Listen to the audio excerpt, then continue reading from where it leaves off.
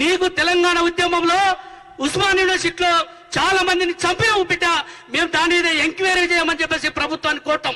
నా కొడుక బల్కా సుమన్, ఇగో నువ్వు అనుకున్నావేమో నేను దళితుని కదా, నా మీద ఏం ఆరోపణ చేసినా కూడా ఎవరేమన్నారు అనుకుంటా ఉన్నావేమో. నా కొడుక రా చూసుకుందాం. నా కొడుక ఏడుకొస్తావు, అమరవీరుల స్తూపం దగ్గరకు వస్తావా? రా కొడుక, మేము రేపు వస్తాం.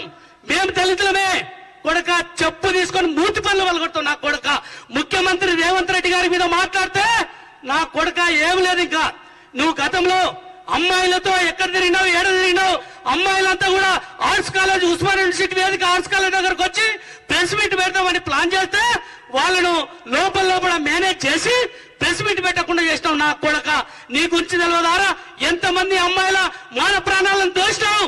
తెలంగాణ ఉద్యమంలో నీ కథ తెలియదా? నా కొడుక ఈ రోజు బల్పెక్కి ఈ రోజు మాట్లాడుతా ఉన్నావు.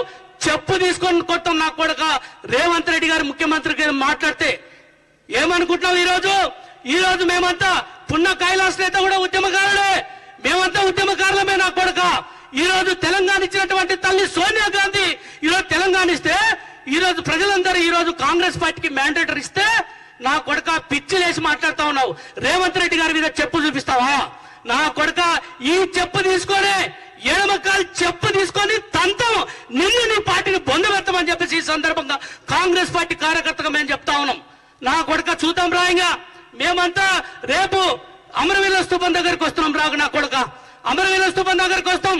అమరవీరుల స్తూపం దగ్గరకు వచ్చి నీవెంతనో నీ బలం ఎంతనో దా చూసుకుందామని చెప్పేసి ఈ సందర్భంగా హెచ్చరిస్తా ఉన్నాం.